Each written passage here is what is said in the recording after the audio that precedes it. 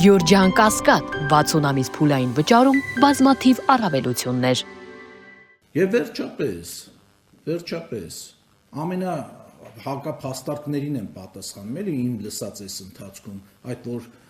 աշխարհում առաջին անգամ են կառուցում ամերիկացիները, դեռ չունեն այդպիսի մոդուլային կայաններ, առաջինը մեր վրա են կառուցում, մեզ փորձաճագարի կամ փորձարկում են ուզում անել, ես լուրջ չեմ վերաբերվում դրանց, որովհետև առնվազն աշխարհի 15 պետություններում, օֆիցիալ տվյալներ եմ ասում ձեզ, աշխարհի 15 պետություններում այս պահին 51 մոդուլային ատոմակայան պետք է կառուցի, որոնք գտնվում են նախագծման փուլում եւ գտնվում են սերտիֆիկացման փուլում։ Ճիշտ այն փուլում, որ փուլում գտնվում է նախնական բանով մեր մոտ կառուցվող մոդուլային ատոմակայանը։ Հետևաբար գործը դեռ չսկսած, գաղափարը դեռ կյանքի չկոչած, տենց փխրուն ենթադրությունների վրա վատաբանել եւ ընդդիմանալ այս ամենին դա ընդունելի չէ։ Մոդուլային ատոմակայանների մասով շատ կարևոր նորից բան եմ ուզում ասել, որ դուք լրագրողները դա նաեւ ձեզ համար պարզ լինի,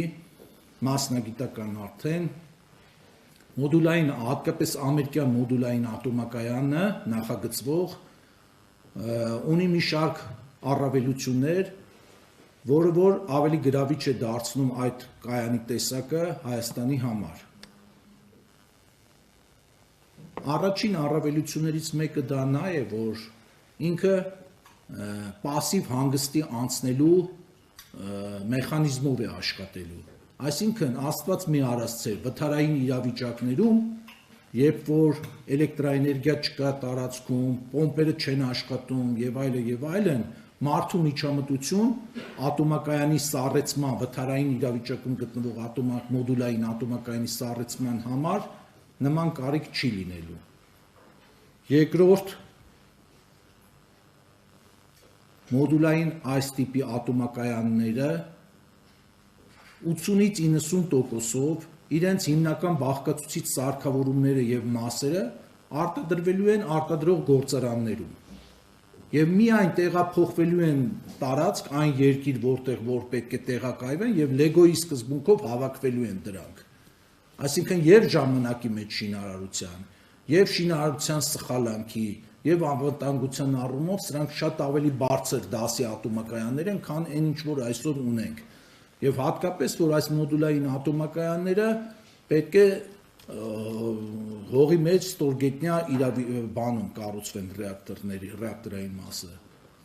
Եվ վերջապես երրորդ ամենակարևոր հանգամանքներից մեկը մի բան է ունենալ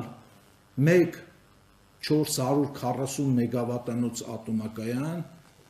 մի բան ինչը որ մենք այսօր ունենք, եւ մի բան է ունենալ ենթադրենք 8 անգամ 50, 8 հատ 50 մեգավատանոց մոդուլներ, որովհետև էլեկտրաէներգետիկական եւ էներգետիկական ռեժիմների կառավարելիության տեսանկյունից մոդուլային ատոմակայանները շատ ավելի ճկուն են եւ շատ ավելի էֆեկտիվ է իրենց աշխատանքը, որովհետև մենք ասուլիսի գալուց առաջ հենց այս պահին տեսեք, 1-2 օր ընդամենը արևային եղանակ է, մեր հանրապետության սպառումը այս ժամերին 1100-1200 մեգավատից իջել է 700 մեգավատ, 650 մեգավատ, բայց դրա փոխարեն շատ զիլ եւ ամբողջ զորությամբ աշխատում են մեր արևային կայանները, ինչի արդյունքում մենք ստիպված ենք լինում բեռնաթափել մեր ջերմային կայանները, նույնիսկ Երևանի ջեկը առավոտից անջատել ենք, բեռնաթափել ենք մեր գործող ատոմակայանը, որը որ շատ վատ աշխատանքային ռեժիմ է անթույլատրելի, բայց ստիպված ենք գնում դրան։ Իսկ ահա երբ որ կունենանք նման փոքր մոդուլային կայաններ, մենք պարզապես բեռնաթափելու խնդրից կկարողանանք մեզ ազատել։ Այստեղ երկու տարբեր խնդիրներից եմ ես խոսում, պարզապես բացատրում եմ, թե մոդուլային ատոմակայանը ինչով է լավ եւ ինչ ճկունություն եւ ինչ առավելություններ ունի մեր նման երկրների համար, որոնք մեծ էներգոհամակարգ չունեն հզորությունների տեսանկյունից եւ այնպես որ շտապել եւ գնահատականներ հնչեցնել մի անգամից ատոմակայանի մասով խորհուրդ չի տա եւ վերջին հաշվով դեռ ժամանակ կա, հետո մի կարևոր փաստարկել էլի, տպավորություն է ստեղծում երբեմն երբ լսում ես մեկնաբանություններում, որ վաղը չէ մյուս օրը մենք մեր գործող ատոմակայանը փակելու ենք եւ վաղը չէ մյուս օրն էլ նոր մոդուլային կայան ենք կառուցելու։ Նման բան չկա։ Գործող ատոմակայանը դեռ մինչև 36 թվականը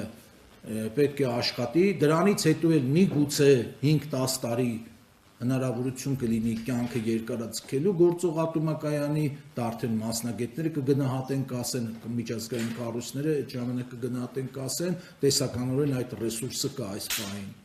Եվ այդ ընթացքում մենք արդեն պետք է որոշենք, այդ ընթացքում պետք է վերջնական նախագիծը դրվի սեղանին նոր մոդուլային ատոմակայան կառուցելու եւ անհայտների թիվը բնականաբար այդ ժամանակ կպակասի եւ կգնանք առաջ։